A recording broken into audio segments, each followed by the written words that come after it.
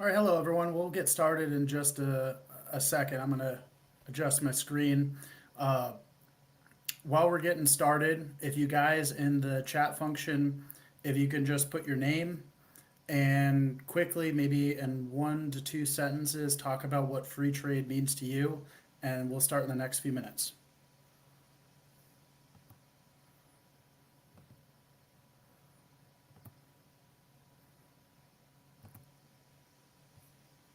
Okay.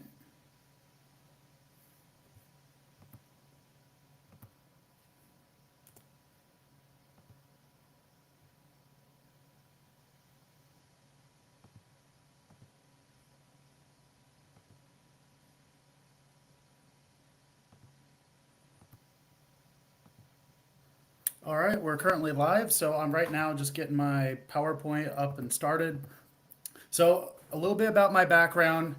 I've been with Americans for Prosperity Foundation. I've been here for a little over 6 years talking about all sorts of fun. We're talking about individual liberties, economic freedom. Beforehand, I used to work for the Leadership Institute, and beforehand, I used to work on a lot of political campaigns, local, state, federal policy, you name it. So, tonight we're going to talk a little bit about free trade. So, we're going to start off with the story. And it's kind of a fun little story. It'll take about a few minutes to get through. And about 20 years ago, there was a professor named Russ Roberts, and he made up this kind of fun little story of why free trade is important. So I'm not going to read the story off. I'm going to save you guys all a little bit of time. And we're going to go through the story where it's kind of it's a little bit make believe, but it's to kind of understand why we have trade, why we have free market principles, why we have individual rights. So, with this one fun story that we start off with, imagine this: once upon a time, we have P and Pamela Palmer. They're on this boat. It's their honeymoon. Things are going really well, or at least they think they're going really well. They probably weren't paying attention to the weather or anything going on, and eventually they go into a storm. A lot of things go really wrong. They get blown off course. Their boat ends up on this small island. So when you think of this small island, think of it like the movie Castaway. And on this small island, they're trapped. They're trying to figure out what to do. These two people, the Palmer family, they're from New York City. They have a tech background.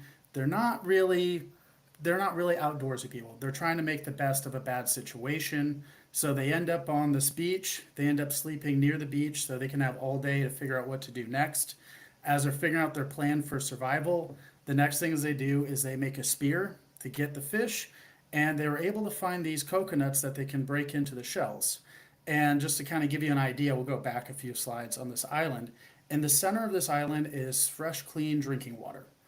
Now, outside of it, they can't drink the water because all the salt and everything, but it takes most of the day for them to collect water. They're able to catch a few fish. They're able to kind of get by. They're still in survival mode. They're having a lot of problems, and there's no help coming for them. Now, what happens is now they're able to grab a few fish, but things aren't going as well, and then another storm hits. And guess what? As the storm hits, they end up finding another couple who's also washed up on shore. This is going to be the Fisher family. And what they found was they ended up, greeting them, trying to make friends with them. But after a week, they noticed something a little different about the couple. They're from California. I'm from California too, so don't hold that against them. But they're not too friendly. They're just focusing on their own survival. And there turns out they also have some of the same equipment. They also have a spear. They have broken coconuts. But one thing that's pretty clear, the difference between the couples, is that these couples, they have experience being outdoors. They're in great shape. They're athletic. They're really good at being able to collect the water and bring it back to their camp. They're really good at fishing. They're still also having some of the same problems putting food on the table, but they're having significantly more fish than the Palmer family. So, some time comes by. Every attempt for these families to come together, come to some sort of deal, is just not there. It's pretty clear the other family, the Fisher family, wants nothing to do with them. The other family is getting a bit more hungry. They're able to have some spices, so their fish tastes a little better, but they don't have enough fish. They're not able to carry enough water, and over time, Starvation starting to come in. It's becoming a fight or flight situation. So now there's three choices that the family is facing, the Palmer family. The first choice is what you see throughout history for any country to get ahead is plunder. The second choice is ask for charity, beg for help. And the third one is invest. Maybe they could take a few days to the side, maybe find some equipment, maybe try to build a net and try to get ahead. And really, none of these are really going to be an effective way going forward. They know that it's almost impossible for them to be successful in any sort of stealing or engaging in plunder. There's begging is not really going to be an option, and if they take the time to invest in some sort of new technology or something they can build, they'll end up starving to death. So they're faced with a few options, but what they find is kind of working through this is that there's actually another option. Now, it turns out Palmer was paying attention in his econ class, which is great. So he is saying, what if we're able to trade? What if we're able to use some of our comparative advantages? We may not have as many fish. We may not be able to carry as much water as the other family It's like, what are we going to do? And right away, they try to come up with a deal. The other family is interested. The first deal doesn't quite pan out. They're like, hey, if we give you 2 coconuts of water, you could stay out fishing, but you can give us 4 fish.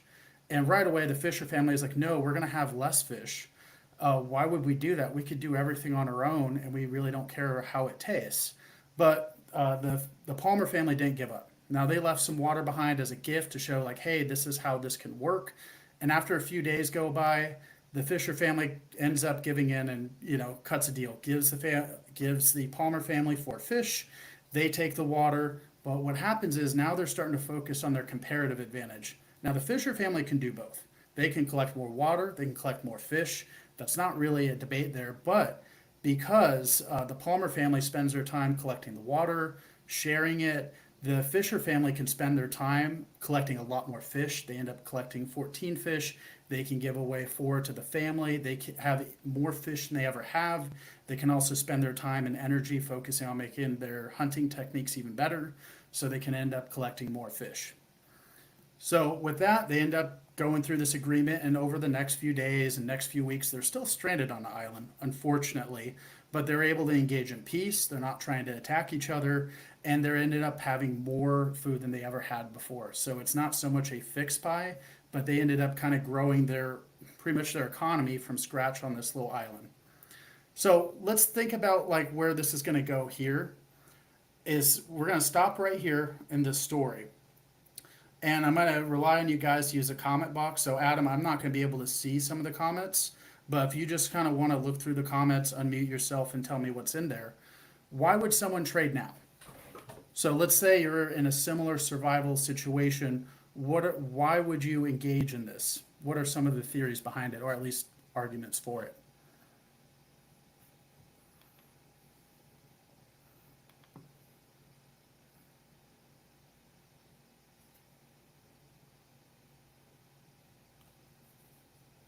And then I'll see if I can take a quick look at the comment box.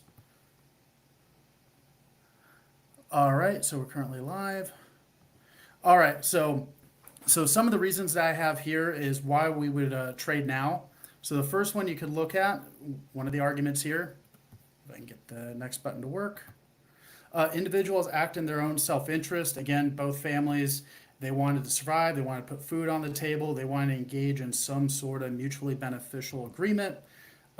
Individuals are rational, and individuals respond to incentives. So where the Fisher family could spend all day, they could spend all day fishing and get more food, more protein.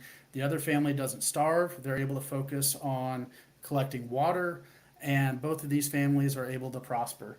And we call this the rational choice theory. And when we look at comparative advantage, this is not an absolute advantage. So there's some ways to define this, and I usually try to use some fun examples. But this one example, let's just say hypothetically, there's a football team, and there are 2 players. We'll just say player A, player B. Both players are really good quarterbacks. Let's say they both are on track to whoever is the quarterback can possibly win the Super Bowl or at least be in the playoffs. And through this example, though, quarterback B is actually a better quarterback. So if you just looked at comparative, or if you looked at absolute advantage, you're going to put the better quarterback as the starting player. But let's look at the team.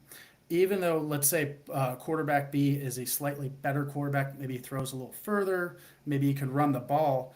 You have to look at the needs of the team. And let's say this team has no tight ends at all. Let's say there's a really bad preseason, everyone's injured, they have no idea what they're going to do. And the quarterback, even though he might be a slightly better quarterback, would be far better off to be a top level, let's say, we'll just say a tight end in this case, because that's the needs of the team. And because of that, the other quarterback who's pretty close, just as good, let's say he can't play that position at all. Let's say he's a lot smaller, he doesn't quite have the skill set. So that's what we mean by comparative advantage. In this case, the Fisher family was pretty much, they had an advantage in every segment. They're better at collecting water, they're better at collecting fish, but we had to look at what was the comparative advantage. They're far better at collecting the fish, and if they focus on what they're good at, the other family can go out and collect water and engage in trade and bartering.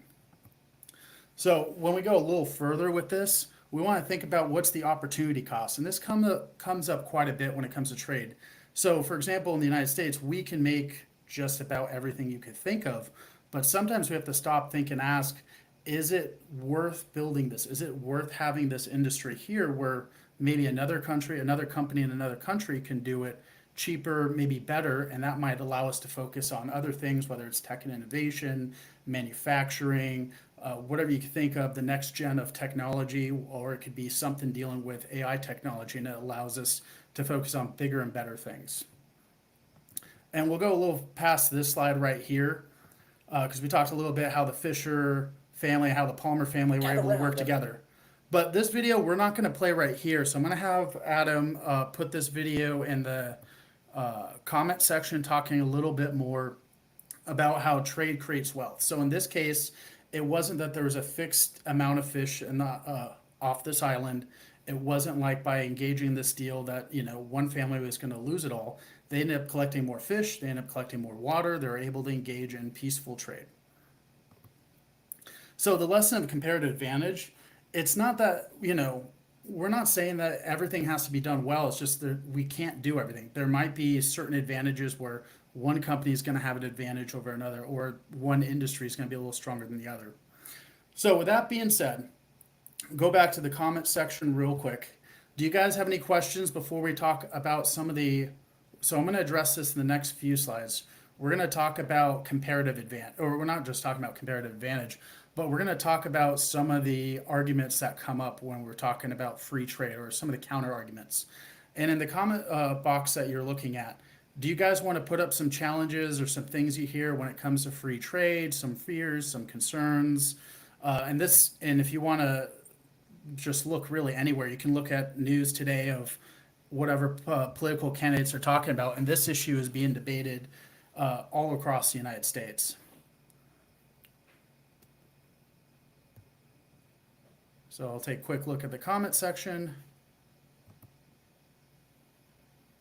5 viewers, cool. All right, so we see Adam right here. All right, so we'll go on to the next slide. If I can hit the next button. All right, so we're going to explore some of the arguments against free trade between nations, because this comes up quite a bit, especially if we look at the ongoing political scene. The first one that comes up quite a bit is oftentimes people, and there's something that I really recommend, it's called a broken window fallacy that comes up quite a bit. Not to be confused with the public, or when it comes to criminal safety or anything like that, it's a different theory. And the broken window fallacy, pretty much the point of that fallacy is there's one argument that if, let's say a bunch of kids went through a downtown area, broke all the glass, vandalized the businesses, that somehow in theory that the businesses, it lead to economic prosperity because businesses are going to spend money on the materials to fix it. They're going to spend money on people to, install new windows or anything else broken. And in theory, you've created economic prosperity. But oftentimes there's two issues when really you could look at any public policy issue. There's the seen effect and the unseen effect. And oftentimes most economic fallacies or any other issues are because people are unable to see the unseen effects. So, often using the broken window fallacy, yes, the businesses spent money to fix the damage. There was probably a window maker that made a lot of money. But the trade off to that is by destroying these people's property, they may have less money to pay employees, to pay the rent, innovate, or spend money on new products. So oftentimes we have to think about not only the seen effect of a bad policy, but the unseen effect. So, for example, if we're dealing with tariffs, which is just a tax increase, well, not only are people in other countries going to feel it, but we're going to pay the cost. And oftentimes people do not see that until, in some cases, it's far too late. So the next one that comes up quite a bit is protecting our jobs argument. And when we're looking at protecting our job, again, people talking about this when they're engaging in protectionism, we have to remember that they're not doing it out of malicious intent. There is a real fear, like, hey, if the economy changes, how do I put food on the table? Or if there's this trade going on, or if another company in another country has a better product, what happens to us? And oftentimes, when it comes to protecting our jobs, people think that we need to have tariffs to protect our industry, and it's going to lead to all sorts of widespread chaos. And reality is, when we look at tariffs or free trade, it doesn't destroy manufacturing, it doesn't destroy businesses. And a lot of people will point to what happened, especially from 2000 to 2010, where there are millions of people in the manufacturing industry that were put out of jobs. But what we've seen since, if you compare us to the 1980s to now, we are for our manufacturing output, we are manufacturing more things than ever. But one thing that's very noticeable is that the workforce for manufacturing has gotten smaller. So a lot of the changes in just about every industry is coming from innovation and new technologies, and it's making us to be a force multiplier. Where it's a kind of an interesting example of how our economy is always changing. Where if you go back to the 1870s, about 50% of people that were employed were dealing with agriculture, anything related to being on a farm. And if you look at where we're at today, it's about 2% of our economy. But it doesn't mean that we're making less food. If anything, we're making more food for a bigger for a bigger population than we've ever had. And the United States feeds a good chunk of the world with everything we're doing. It's just that our technology, everything else we're doing is a force multiplier, where in the 1800s, for every farmer, they fed 5 people. Now it's for every farmer we have, they feed up to 155 people, if not more. So a lot of what we have to remember is that the economy is always changing, and putting up barriers, putting up tariffs, increasing taxes is not a way to fix that. And I always think of, what does it look like in other industries besides manufacturing or agriculture? But I think about my dad as a power supply engineer dealing with a lot of not only how the world is changing, but he is a power supply designer. And he talked about when he was younger, he actually didn't want to be a starving artist because he had kids at a young age. So he had to adapt and innovate, and he got into power supply designs. And he was a really good drawer. And, as time went on, he had to do those designs on a computer, might have been big at the time. But if he didn't innovate and do that, he'd be, well, a starving artist. So over the years, he worked on power supply designs that he had to hand draw. And near the end, right before he left California, he's worked on a power supply design so small that he needed a magnifying glass and tweezers for all sorts of next gen computers, technology, government projects. So the world is always changing. And right now we have potentially robots and other AI that's going to disrupt a lot of things. So we have to remember that tariffs are not only going to backfire, but they're going to hurt our industry, innovation, technology. We want to embrace that and continue to change with it to create even more jobs and opportunities. And this one comes up quite a bit, the fair trade argument. And this is something where a lot of people are like, well, another country, let's say it's China or somewhere else, they're putting tariffs on our goods. So why don't we do that back to them? And the sad reality is, and I'm not going to play this video, this is something we're going to share in the comment section, but we have to think about when we're talking about, yeah, we are hurt by other people's tariffs, but if we do the same, it's like us saying, hey, these people are shooting holes in their own boats. Why don't we do the same and sink our own boats to show how we don't like someone else's tax policy, which does not make sense at all. we want to embrace free trade. Again, we do not want to get in the way of it. So there is very little evidence that tariffs actually do what they intend to. And I remember there's another example someone brought up. I was in Wisconsin talking about the very thing, and I talked about riding motorcycles. And someone was like, "Oh yeah, the whole when it comes to Harleys and other companies, they were really hit by foreign competition." And one of the things that was done at the time by the federal government is to save Harley Davidson and other companies. They actually put massive tariffs, pretty much just a tax increase on any competition of a non-American bike. And it backfired for a few reasons because instead of Harley Davidson innovating, finding other ways to compete, they leaned on the government to have tariffs, which drove up costs. People still, bought other bikes, and the same tariffs that Harley Davidson pretty much begged for ended up hurting them down the line, especially when other tariffs came up on steel and other goods. It destroyed a lot of their manufacturing. So the very thing they craved to try to save their business also ended up hurting them. So it doesn't make sense to have tariffs. Again, this is something that other countries are going to do. They're going to hurt their own population. They may hurt ours, but us passing tariffs or pushing for tariffs is going to hurt our own population and other people. Instead, we should not go down that route. And this is another one that comes up quite a bit is the bargaining chip. They're like, well, if we allow free trade and if we don't put up tariffs, like society will crumble, we won't have free market, we won't be able to, stand up for ourselves. When really that is not, that's not the case at all. And instead, if we want to have more manufacturing in the United States, the best thing to do is make it easy, popular to work in the United States. And if that's the case, other people are going to be incentivized to come do business with us. They're going to want to trade with us. So it's kind of an argument that doesn't really pan out. And this last one right here, comes up quite a bit. It's the national security argument.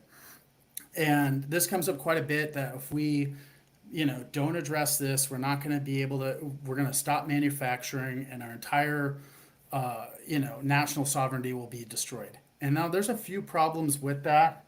And what we're seeing is, as of especially in 2015, we had about $6.2 trillion of domestic product that was manufactured here. And not only that, you could just kind of look at this chart right here. All these other industries are heavily dependent on manufacturing. So if you look at a lot of tech and innovation, if you want to look at a lot of things that we're dealing with now, if anything, we should be embracing more manufacturing here. But that argument hasn't really panned out. And I know another one that comes up quite a bit is, oh, well, if we have all sorts of cheap materials from another country, which comes up quite a bit, somehow our military equipment won't work as well. Two things I would say for that is, one thing that comes up with that is generally how certain military equipment's made. It's made very differently down to every type of material has their own specifications. And that's really not really something that's going to impact us as a whole.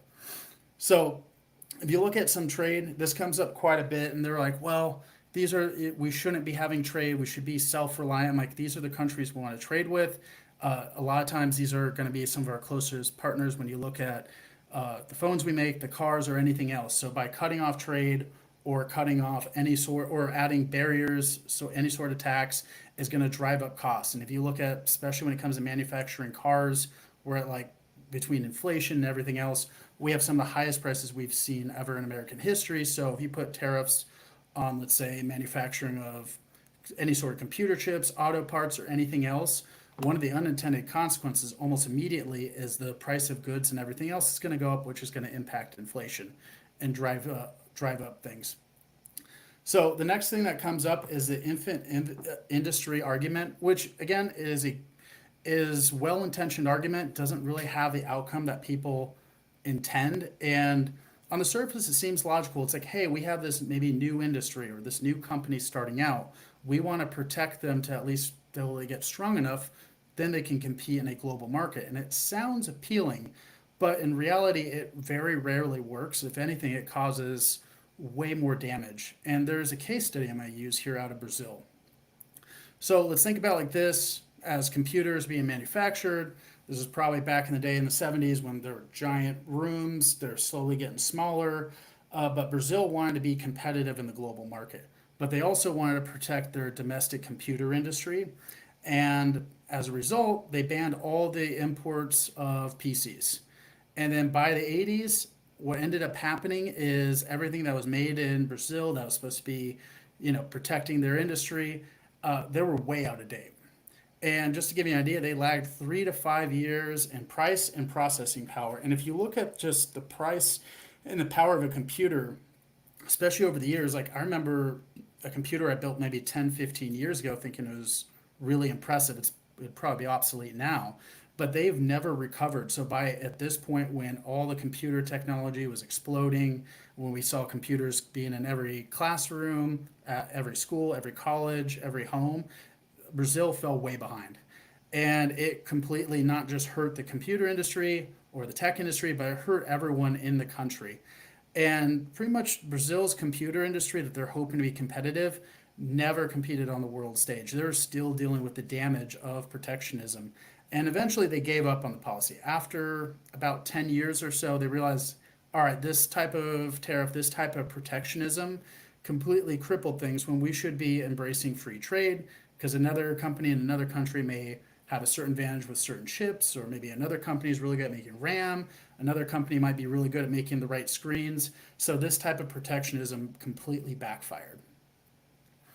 And this one also is another one that comes up quite a bit. It's the unfair competition argument. As a lot of times people bring this up, it's like, well, in their country it is really cheap to make this good or service, or there's materials for it everywhere. So we should have some sort of tax on that to protect our businesses in our country. But this argument doesn't pan out either because every economy. I mean, we could even look at the United States.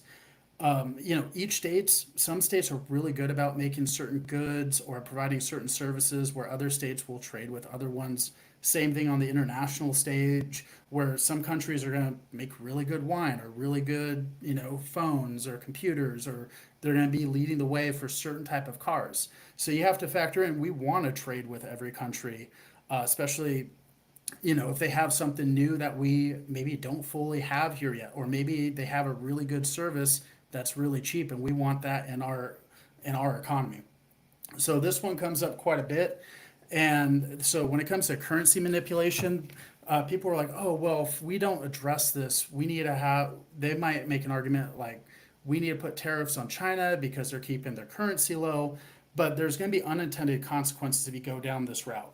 So if you think about this, businesses, no one's complaining when they're getting free goods, services, or material from, let's say, a country like China.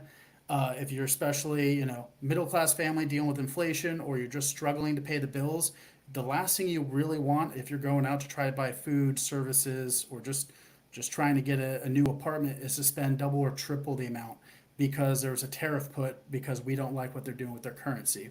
So again, that doesn't really necessarily hurt us. We are going to win in in this situation.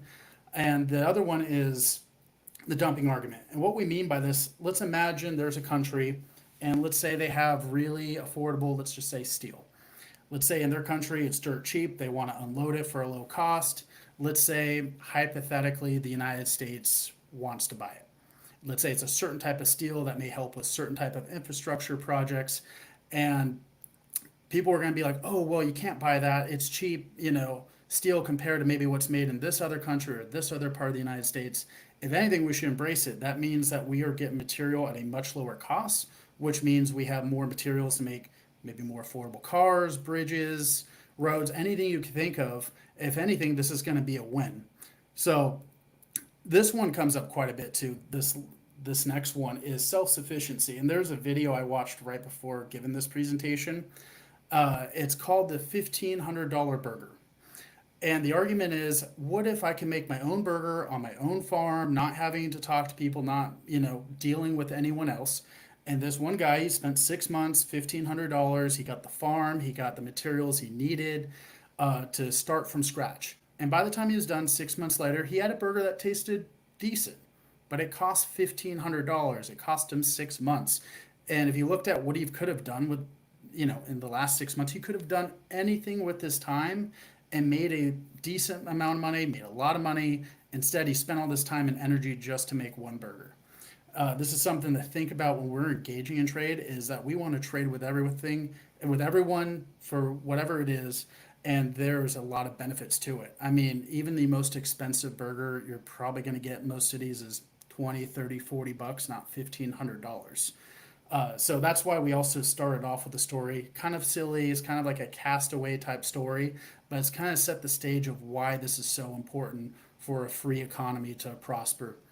So when we're talking about uh, moving ahead in society, we want to move away from this protectionism. We see it in so many industries, whether it's free trade, whether we see it in housing, whether we see it in healthcare, is we want to embrace innovation and trade. It is kind of scary to say it's like, hey, the whole world might change really fast. And that is kind of terrifying to think about. But if we're embracing innovation and trade, this is something that's going to create opportunities for hundreds of millions of people. And the world is changing all around us. I usually kind of joke about let's say, how I got around when I was younger. I'd probably have to download some old, I think it'd be Bing or AOL, whatever that was back in the day, print out a map, hope I don't take the wrong turn. Now I have a smartphone that tells me everything that's going on real time. So this is something we really want to triple down in. And not only that, if you want businesses to operate here, we should make it easier to do. We should have more regulatory reform so we can be competitive on the national stage. So with that being said, I went through a number of slides talking about this. I want to give you guys, I know we're getting near the end of this fun YouTube channel. I want to give you a few more minutes to ask any questions, and I'll look at the chat box too, and we can address any of them before we wrap up.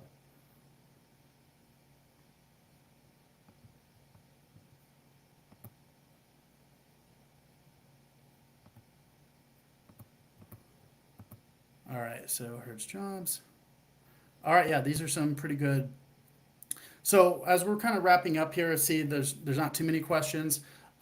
We so for GLA or for an Insight to Action series, we do this every Monday. We may start off talking about an issue. We may talk about a certain skill set. And with that being said, my name is Thomas, and that's it for my conversation.